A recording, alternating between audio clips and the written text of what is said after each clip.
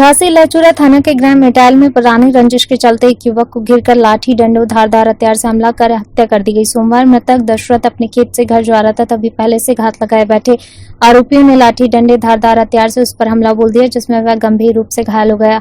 उक्त घायल को इलाज के लिए झांसी के लिए जिला अस्पताल लाया, जहां इलाज के दौरान घायल ने दम तोड़ दिया। पुलिस ने 6 लोगों के खिलाफ मुकदमा दर्ज कर लिया है, जिसमें एक आरोपी की गिरफ्तारी कर ली गई है। सीओ मऊरानीपुर अभिषेक कुमार राहुल ने बताया, दशरथ जिसकी उम्र 50 वर्ष थी, सोमवार को अपने खेत से लौट रहा था। इस दौरान पहले से रंजिश मान रहे दूसरे पक्ष के 6 लोगों ने उसे घेर लिया, लाठी डंडे से हमला किया, जिसमें दशरथ गंभीर रूप से घायल हो गया। उसे इलाज के लिए झांसी लाया गया, जहां उसका दम टूट गया। हालांकि पुलिस ने मुकदमा दर्ज कर लिया है। जिला अस्पताल का दृश्य घायल अवस्था में जब दशरथ को मऊरानीपुर से झांसी के लिए रेफर कर दिया गया, तो घायल दशरथ जिला अस्पताल झांसी लाया गया, जहां इलाज के दौरान दशरथ ने दम तोड़ दिया। बता दोगे क्या प्रॉब्लम हो गई? होगी साहब के बच्चा तो मारो हमने पहले सुना है। हाँ। अच्छा, और दरोगा जी तफ्तीश के लिए आए हैं और सब मुर्गा खा रहे गणेश मजा किया। अच्छा, पार्टी चल रही थी? पार्टी चल रही। कितने बजे चल रही थी पार्टी? शाम के बजे हुई ना भैया? 7-8 बजे समय। ये थाना लहचूरा के ग्राम मिटाइल में आज झगड़े की सूचना प्राप्त हुई थी।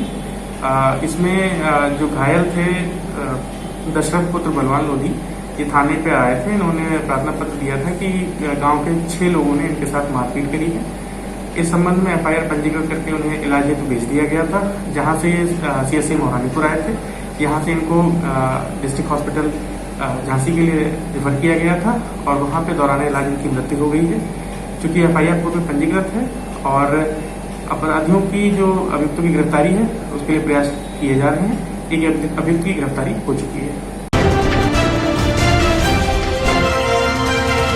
मध्य प्रदेश के बैतूल में पुलिस का मानवीय चेहरा देखने को मिला। पुलिस ने मानवता दिखाते हुए घंटों पड़ी लावारिस लाश को उठाने जब स्वास्थ्य विभाग की टीम नहीं आई, तो खुद PPE किट पहनकर लाश उठाकर अस्पताल की मरचुरी पहुंचाई और वहां खुद लाश उतारकर फ्रीजर में रखी। बैतूल शहर के गंज इलाके में एक अज्ञात व्यक्ति की लाश पड़ी थी, जिसे देखकर यहां दुकानदारों और यहां से गुजरने वाले लोगों में दहशत थी। मृत व्यक्ति को कोरोना संक्रमण न हो, करीब 1.5 घंटे यहां लाश पड़ी रही, लेकिन स्वास्थ्य विभाग की टीम यहां नहीं पहुंची। किसी ने भी लाश को उठाकर अस्पताल पहुंचाने की हिम्मत नहीं जुटाई। इस बीच कोतवाली पुलिस और गंज पुलिस यहां पहुंची और कोतवाली TI अनिल कुमार पुरोहित और होमगार्ड सैनिक अमित मौर्य ने हिम्मत दिखाई। दोनों ने PPE किट पहनी और सबसे पहले लाश को प्लास्टिक में लपेटा। उसके बाद एक ऑटो में शव रखकर जिला अस्पताल पोस्टमार्टम के लिए ले गए। गंज क्षेत्र में क्या स्थिति थी और किस तरह से स्वास्थ्य विभाग को आप लोग कॉल कर रहे थे? दरअसल ये कोई आरोप प्रत्यारोप का वो नहीं है, क्योंकि बॉडी का पता नहीं कौन मरा, कैसे मरा, क्या है। और एक चौराहे पे अगर दिन में डेड बॉडी मिल रही है तो ये थोड़ा परिस्थितियाँ अनुकूल नहीं लगती हैं। कोरोना का समय अपने पॉजिटिव बहुत ज़्यादा है, तो TI साहब गंज ट्रैफिक इंचार्ज अपने सुहेल साहब और उनका अपने मेघा सब इंस्पेक्टर मेघा और सारे लोग आए। और चूँकि मैं पुराना हूँ, ज़्यादा उम्र है, तो मेरा काम है कि मैं टीम को लीड करूँ। तो जो भी आवश्यक सावधानियाँ हैं, PPE किट और ये सारी चीज़ें रख के और उसको लेके आना पड़ा, चूँकि उसकी बॉडी में ऐसा लगता है धूप में भी है, टेम्परेचर है, कोई रिस्क नहीं लेना चाहते। आज सांसद नकुल नाथ ने छिंदवाड़ा में बाढ़ प्रभावित क्षेत्रों का हवाई सर्वे कर पांढुर्ना पहुंचे। यहां अतिवर्षा से खराब हुई फसलों का जायजा लिया। वे SDM के साथ बैठक कर जल्द से जल्द पीड़ितों के नुकसान का आकलन कर मुआवजा देना निश्चित किया। भोपाल नगर निगम द्वारा किलोल पार्क के समीप बनाए जा रहे आर्च रोड को लेकर पूर्व पार्षद साविश्ता आसिफ जकी ने इसका विरोध शुरू कर दिया है। पूर्व पार्षद का आरोप है, नगर निगम नियम विरुद्ध कब्रिस्तान की भूमि पर रोड का निर्माण कर रही है। रानी कमलापति आर्च ब्रिज पर बनाए जा रहे रोड को लेकर उनका धरना जारी है। उन्होंने निर्माण नहीं रुकने की स्थिति में भूख हड़ताल करने की चेतावनी दी है। नहीं चलेगी, नहीं चलेगी। नगर निगम तेरी गुंडागर्दी नहीं चलेगी। बंद करो, बंद करो। कब्रिस्तान की भूमि पे अतिक्रमण बंद करो, बंद करो। ग्वालियर की क्राइम ब्रांच पुलिस को मुखबिर के द्वारा सूचना मिल रही थी कि कुछ बदमाश धार और झाबुआ जिले से अवैध हथियारों को लाकर शहर में बेचने की फिराक में है, जिसमें पुलिस ने शहर के चारों ओर चेकिंग पॉइंट लगा दिए। तभी शिवपुरी ग्वालियर हाईवे से एक कार आती हुई दिखी। तभी पुलिस ने उसे रोकने का प्रयास किया तो वह गाड़ी को भगाकर ले जाने लगे। पुलिस ने उसकी घेराबंदी कर कार सहित बैठे युवकों को धर दबोचा। पकड़ी गई कार में सवार 7 लोगों को गिरफ्तार कर पूछताछ करने पर उन्होंने अपना नाम विक्रम, राहुल, बंटी, पुष्पेंद्र, अमन, करण, राणा और शरद झा बताया। गिरफ्तार युवाओं की तलाश तलाशी लेने पर विक्रम और राहुल के कब्जे से 200 ग्राम कीमत की 20 लाख और एक पिस्टल मैगजीन मिली।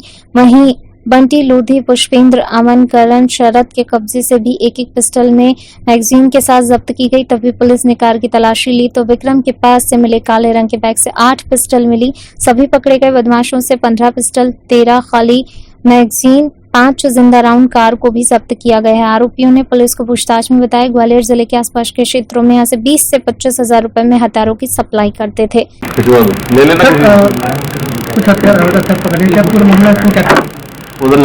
आज क्राइम ब्रांच में ग्वालियर में एक अच्छी सफलता हासिल हुई है जब आज 7 आरोपियों को पकड़ा गया है और इनके पास से 15 पिस्टलें, मैगजीन और 200 ग्राम ब्राउन शुगर बरामद हुई है।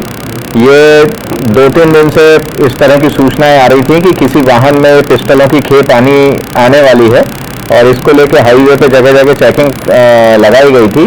और आज नया गांव पनिहार के पास ये गाड़ी जो है इसको रोका गया, एक्सयूवी गाड़ी को, जिसमें से ये 7 आरोपी मिले और इनके पास ये 15 पिस्टलें, मैगजीन, 5 राउंड और 200 ग्राम ब्राउन शुगर बरामद हुई। विदिशा गुलाबगंज तहसील में ग्राम गुनुआ के कृषक रामराज डांगी ने सभी ग्रामीणों कृषक के साथ मिलकर तहसील में ज्ञापन सौंपा। रामराज डांगी ने बताया ग्राम गुनुआ में सोयाबीन, उड़द की फसल पहले अल्प वर्षा की कमी के कारण फसल के पौधे बांझ रह गए थे और फिर अतिवृष्टि एवं पीला मौजिक रोग के कारण फसलों की पत्तियां पीली पड़ रही थी, जिससे फसलों में 100% नुकसान हुआ। इसलिए उन्होंने शासन से मांग की है शासन के अधिकारियों द्वारा सही तरीके से सर्वे कराकर मुआवजा और बीमा राशि दी जाए। साथ ही रामराज डांगी ने कहा कि कभी सर्वे अधिकारियों की कमी से किसी हल्का में बीमा और मुआवजा सही तरीके से नहीं आता, इसलिए प्रभावी तरीके से सर्वे किया जाए तथा मुआवजा बीमा राशि दी जाए। जब उन्होंने कहा कि साल 2018 खरीफ फसल सोयाबीन के भावांतर योजना के 500 रुपए प्रति क्विंटल की राशि सरकार ने अभी तक नहीं दी और साल 2019 रबी फसल गेहूं के 160 रुपए प्रति क्विंटल बोनस भी सरकार ने नहीं दिया है। इसलिए संकट की इस घड़ी में किसानों को सरकार द्वारा राशि भी किसानों के बैंक खातों में डाली जाए। आज किस संदर्भ में ज्ञापन दिया है? हमने आज तहसीलदार साहब को ग्राम गुनुआ जो कि हल्का नंबर 8 में सोयाबीन और उड़द की फसल नष्ट हुई है उस संबंध में ज्ञापन सौंपा है। हमारी प्रमुख तौर से मांग ये है कि सोयाबीन और फसल का सही तरीके से सर्वे कराया जाए। अधिकतर क्या होता है हम देखते हैं गांव के हलकों में कहीं पे कम मुआवजा राशि मिलती है, कहीं पे कम बीमा राशि मिलती है, तो वो सही तरीके से सर्वे कराकर 100% नुकसान हुआ है तो सही तरीके से सर्वे कराकर उसका हमें सही तरीके से मुआवजा और बीमा राशि दी जाए। उसके अलावा पिछले साल 2018 की सोयाबीन के भावांतर के 500 रुपये रुके हुए हैं और बोनस रुका हुआ है पिछली का 2019 का 160 रुपये, वो भी इस कोरोना काल में सरकार किसानों के लिए दे।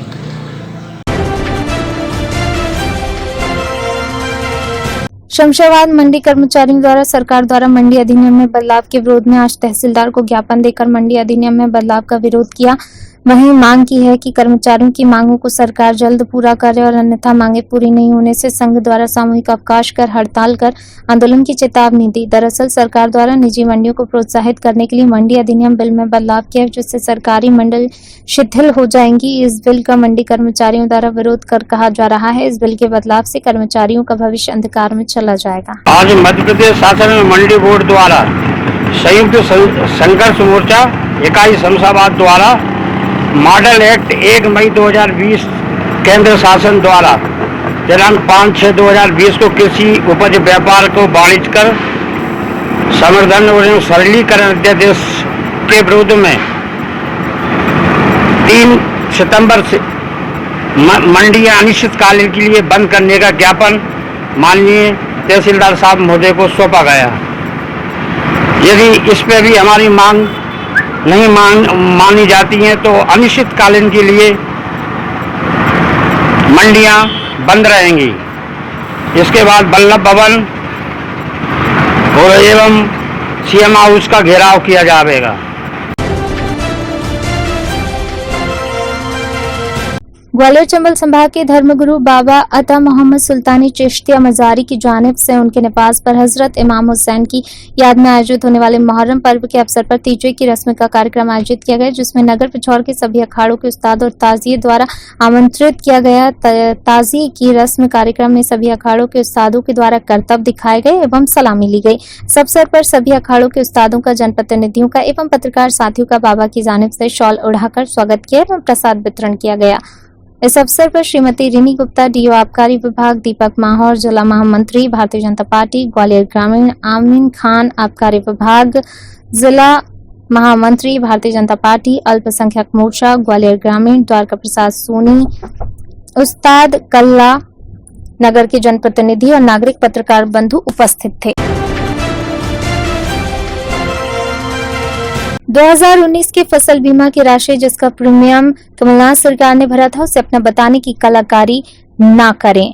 इतना बड़ा झूठ बोलकर मध्य प्रदेश के किसानों को छलो मत। अपने बेटे के सर पर हाथ रखकर कसम खाओ कि इसका प्रीमियम कमलनाथ सरकार ने भरा ही नहीं। पूर्व मंत्री सज्जन सिंह वर्मा जी का मुख्यमंत्री शिवराज सिंह चौहान जी को चैलेंज। माननीय शिवराज सिंह जी, मध्य प्रदेश के किसानों की सोयाबीन की फसल नष्ट हो गई है, पर आप इतने बड़े कलाकार हो। 2019 का बीमा राशि 525 करोड़ रुपए कमलनाथ जी जब मुख्यमंत्री थे उन्होंने बीमे की राशि भरी। आपने घोषणा की कि मैं 4,500 करोड़ रुपए बीमे की राशि किसान भाइयों आपके खाते में 6 सितंबर को भेज दूंगा। अपने बेटे के कार्तिक के सर पे हाथ रख के कसम खा लो, ये राशि कमलनाथ की डाली हुई है या तुम्हारे द्वारा भरी गई, तुम्हारी सरकार के द्वारा। इतना बड़ा झूठ बोल के मध्य प्रदेश के किसानों को छलो मत, भरमाओ मत। सोयाबीन की राशि का एक एक पैसा दो, मुआवजा किसान माफ नहीं करेगा। 27 सीट के चुनाव में एक भी नहीं जीत पाओगे झूठ बोल के, ये मेरा निवेदन है।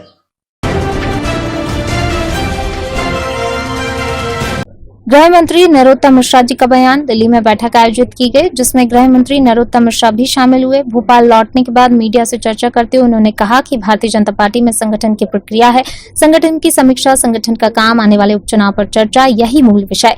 कोरोना महामारी पर कहा, वास्तव में ये चिंता की बात है। दरअसल जब आया था तब केस कम थे और यह लापरवाही से पहले मजाक हो रही सावधानी है बहुत है।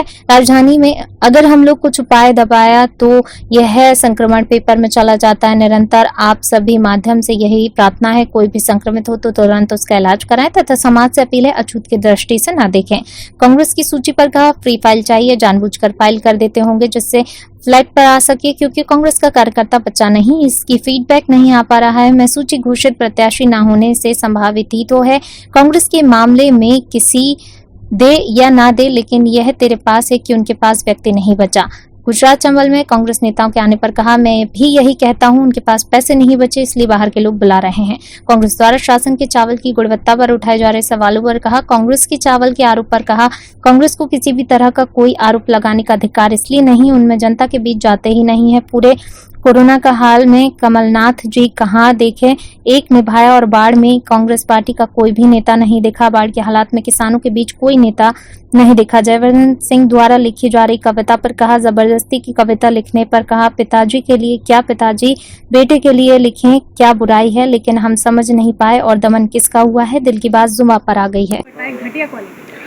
देखो, कांग्रेस को मैं तो ये मानता हूं कि किसी भी तरह का कोई आरोप लगाने का अधिकार इसलिए नहीं है कि वो जनता के बीच जाते नहीं है।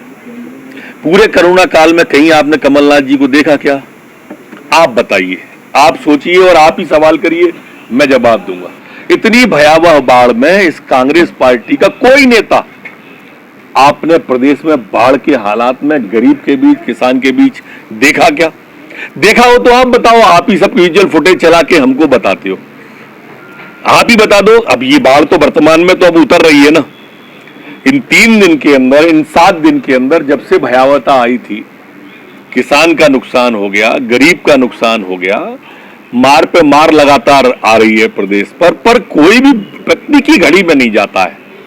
हमको गाली दे के वोट मांगना चाहते हैं, कभी जनता की सेवा करके भी वोट मांगो मेरे कांग्रेसी भाइयों।